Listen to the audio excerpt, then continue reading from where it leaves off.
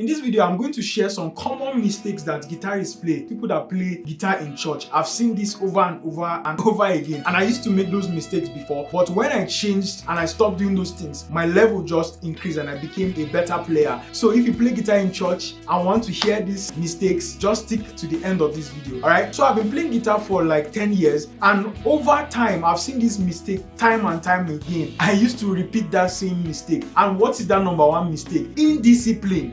A lot of guitarists think that it's all about them. A lot of people, when you're learning, I know to learn skills is interesting, it's very like fascinating. So you want to express yourself every time that you pick up the guitar, right? Yeah, it's always like that. I used to be there before, but then I was embarrassed on stage. I went for a concert, and then it was the first time I was using my friend's effect. I just cranked up the volume and I just started playing my distortion everywhere, and everywhere was noisy. Somebody just walked on the stage and he turned the volume down, and it was a very embarrassing moment. And I believe a lot of you guys don't want to find yourself in that situation. So just understand that as a guitarist, it's very important to be disciplined. You're meant to know when to play, what to play, what not to play. In fact, what makes you different is knowing what not to play. All right, so learn that. And we're in the era of less is more, guys. In music, less is more. So just learn how to play little things that make sense and matter the most. All right, now the second thing that is a common mistake that I see repeating itself among guitarists that play in church is wanting to learn licks. And it's common with every guitarist. You want to learn licks. What are licks? Licks are all those flashy combination of skills.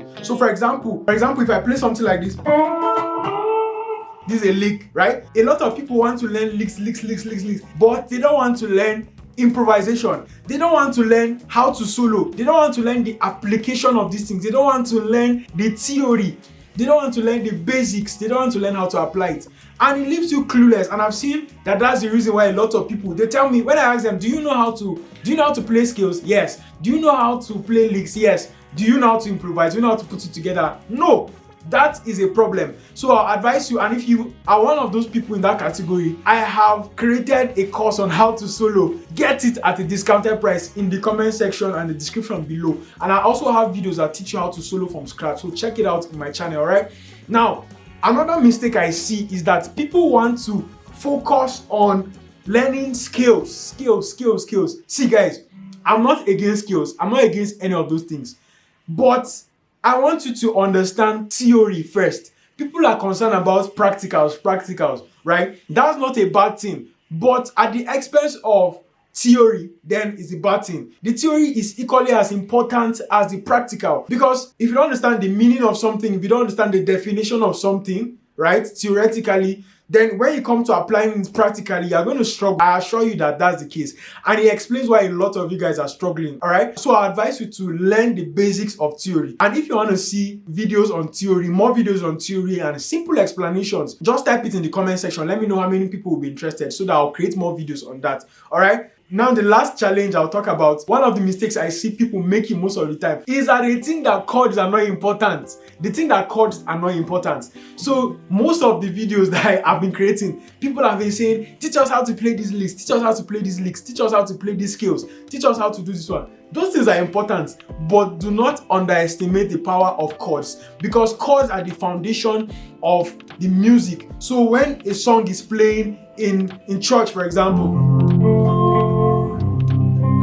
if the chords are subtracted from the music, then you're just left alone. It's going to sound dry. So it's important that you know how to play rhythm. A lot of guitarists, they underestimate rhythm. Rhythm is a very fundamental part of music, not just melodies and lead playings. And I've seen how a lot of guitarists underestimate these things. So guys, I advise you, learn different chord variation, learn how to play inversion of chords, learn the relationships of chords, know what chord to substitute for what, and there's a lot to learn, guys. I bet you that if you look out for these mistakes and you don't repeat them, or if you are doing these mistakes currently and you stop them, you are going to be 10 times better than you are. All right, so if you found this video helpful, I want you to leave a like. And if you're a guitarist still struggling to play worship in church, I have playlists on worship.